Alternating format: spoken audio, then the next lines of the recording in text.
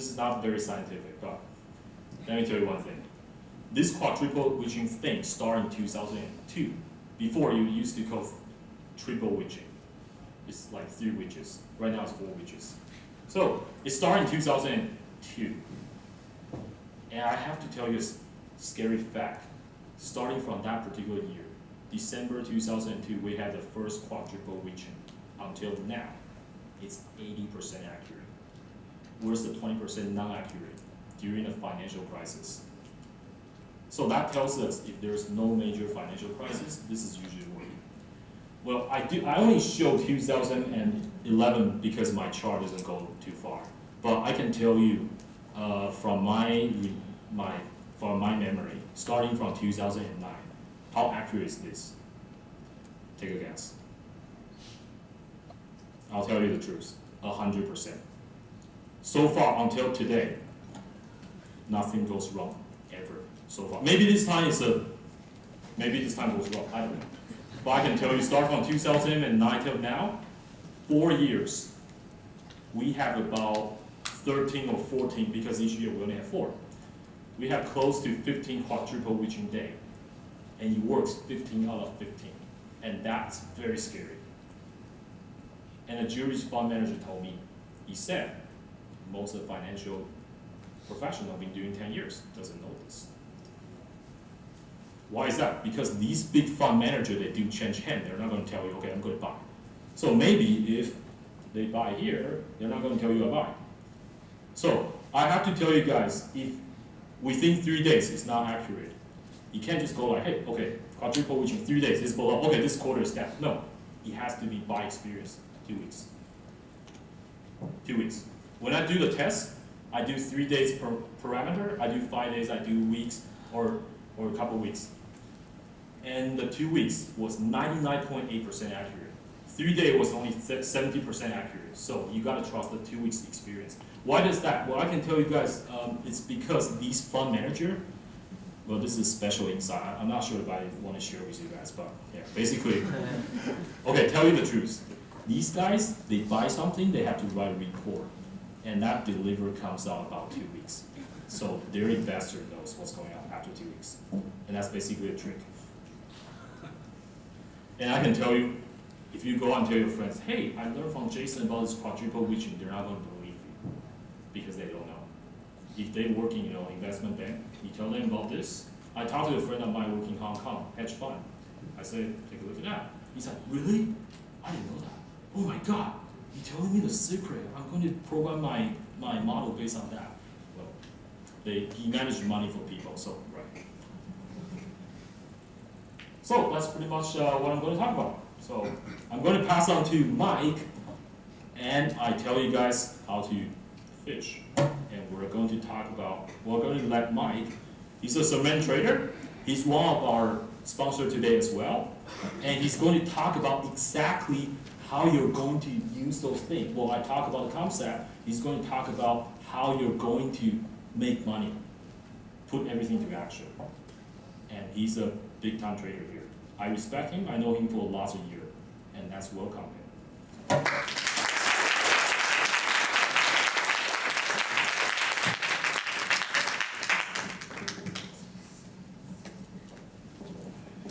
Wow, that was very very wonderful comment. Again, I'm so excited to be here. And again, Jason is a friend known for quite a while, and for some of you who don't know, I actually just moved back here to Vancouver just last year. I was here in Toronto and New York, and when I come back here, I always notice something a little bit different. And Vancouver is one of the best places to live here in the world, right? Is that correct? Yes. Right? All right. So a couple of the things that I think about in terms of comparing living in Toronto and New York and living here in Vancouver is first thing is when I wake up this morning, usually in Toronto, during the winter, I would when I go outside, I would get a snow shovel, right?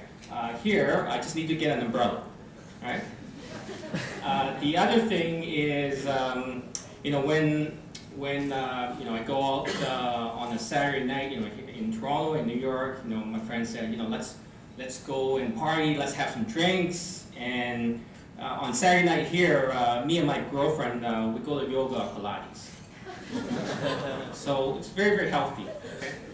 And the other thing is, when in Toronto and New York, who loves snowboarding here or skiing? Okay. Anyone? Lots of people, right? So in Toronto and New York, we don't call them mountains there, we call them hills, right? So it's kind of like, when you go to the top of the hill, it doesn't take too long and you're already down, right? So, one of the great things here, again, we have mountains here. But most importantly, and I find that this is quite a coincidence, is, we're here in Riverwalk Casino. In Toronto, I have to drive 2 hours to go to a casino. Here, I just go anywhere in the city within 20 minutes, and then I'm on the poker table or on the blackjack table. So that's one of the things that I'm very, very glad to be here in Vancouver. So today we have some really, really great presentations from Peter and Jason. What I want to share with you is what are some of the things that we as traders do, and what are some of the tools that we use. And for that gentleman says, what are some of the tools that we use to make money in the financial markets? So I'm just going to go through, share you a little bit about my background, about our company, Surman Traders. For some people who aren't familiar with active trading, I'm going to share with you what that is. And we kind of touched a little bit upon that in terms of technical analysis, and I'll go into some examples with you. And lastly, I'm going to share with you 3 key secrets in terms of our trading success. So let me just give you, again, a very, very brief overview. I graduated here in SFU with a business degree. Did it really help me in terms of doing what I do right now? Not really, but it's given me some foundation. I've been an independent trader for over 15 years now, so I've never worked for a firm. I never worked for Goldman Sachs. Okay, never worked for any financial institutions. Basically, I'm a born entrepreneur, and trading is really the ultimate entrepreneurship career. I started in 1999. Do some of you remember? This is when, during the whole technology boom, it didn't matter what stock you bought. You can close your eyes and say, oh, you know what, I'm going to buy ABC company, it's going to go up. Okay, does some people remember that? Well, I was in that, that was when I first started, and then in 2000, I said, you know what, I've made it. See you later, JOB, see you later, boss. I'm going to quit my job and become a full-time trader. Okay? So I thought I knew everything, but as you some know, that was during basically the peak in the markets. And over the years, it was quite a struggle in terms of trying to understand how financial markets work, and I didn't have the information that I have now, but it was quite a struggle. But it was my passion that kept me going in terms of looking at trading as a career. So I've been through lots of financial crises. Financial crisis throughout 2008, 9/11 in 2001. We also had the flash crash 2010, and so forth and so forth. So a lot of things that that I went through has really kind of changed my mind in terms of looking at how financial markets work. So that's some of the things I'm going to share with you today. I've been a trader coach for about 7 years now. I love it every day. The students that come up to me, they learn so much, and I hear a lot of success stories from a lot of our students. I've had the privilege from working for a lot of brokers in terms of clients, CMC Markets Canada, King Trade Markets, Tradestone Markets, and I've opened trading offices in Toronto, New York, and I'm also back here in Vancouver with our office in Richmond. I'll share with you a little bit about Surman Traders. Surman Traders, we're a BC-based trader development center, specifically for people who want to do what we do. People who want to understand how does Wall Street work, how does the financial markets work, and we're really, really grateful to be able to work with a lot of passionate traders. And the thing that I'm going to share with you a little bit later on is the community aspect is so, so important in terms of trading. I remember, when I'm trading by myself at home, I'm sitting in front of the computer, I'm kind of just staring at all these charts, and then I see the TV on, I kind of sing to the commercials, so there's no really that much interaction, and that's kind of what we want to develop here in BC is have all these passionate traders work together and really achieve that ultimate goal in terms of trading success. So we do a lot of monthly social events. Again, for some of you who are interested, again, let me know. I'll let you know all the information. We do a lot of educational workshops, and more importantly, we love to have fun. I think that's really key. Is we can all talk about all this, charts, all this technical information, but at the end of the day, we want to have fun while doing that, and I think that's really, really important. Okay, so what do we do in terms of being a trader? And the methodology or the philosophy that we look at is what's called active trading. Okay, it's a little bit different in terms of investing. It's an approach to making money in the financial markets, right? By actively, okay, that we're actively buying and selling. We're not a buy and hold investor, okay, or commonly referred to buy and hope investor. Happens a lot. You buy a stock and you please come on, hope. I hope it goes up. We are actively managing the markets. We look to see things that will impact the stock, whether the markets will go up or they would go down. So the benefits in terms of actively buying and selling the markets, number one thing I talked a lot about is the crisis that we've been through, right? It helps you limit or minimize stock market risk, right? Imagine that you are holding a portfolio and 9/11 happened during the financial crisis, where a lot of people's portfolio basically got cut in half. Right? By actively buying and selling, you limit your risk. Number two is we take advantage of markets when they go up or down. And for a lot of investors out there, it's buy and hold, right? Or buy and hope it goes up. But for traders, what we do is we don't just make money going up in one direction, we also make money going down as well. So that's, again, a benefit in terms of active trading.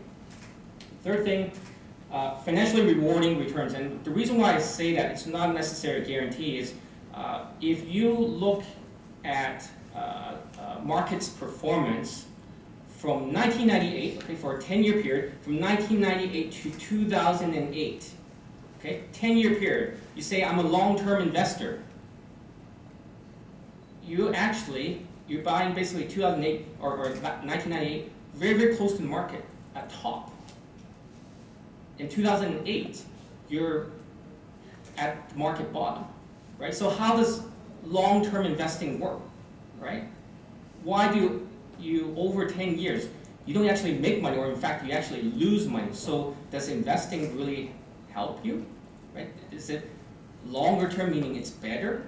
No, not necessarily. So because in today's financial markets, everything is so important based on news, right? Because of Twitter, throughout Facebook, throughout so many information sources out there, things move a lot quicker. So you, as an active trader, you need to be able to react to those situations a lot quicker, okay? And fourth thing is lifestyle choices. In terms of pursuing a career as an active trader, I have here, right? You decide when to make money. You could be trading part-time, you could be trading in the morning, you could be trading in the evening, trading in the afternoon. You decide when to make money. Second thing, where to make money. I have really the privilege in terms of being able to travel around. You could be trading the American markets in Asia, right? That would make you trading at night. and I had the opportunity to trade in Europe, which actually was probably the most ideal time for a bachelor at that time, is being able to wake up at noon and look at the markets when they open at 2:30 in the afternoon. And you trade for a few hours, you're done for the rest of the day. And third thing, right, how much money? There's no limit in terms of how much you can make. So let me talk a little bit about the approach that we focus, our basis, our foundation in terms of active trading is it's technical analysis, okay? So technical analysis is our foundation. So what is the definition of technical analysis? Technical analysis, a method of evaluating stocks or any financial instrument by analyzing stock market data, okay? For example, price.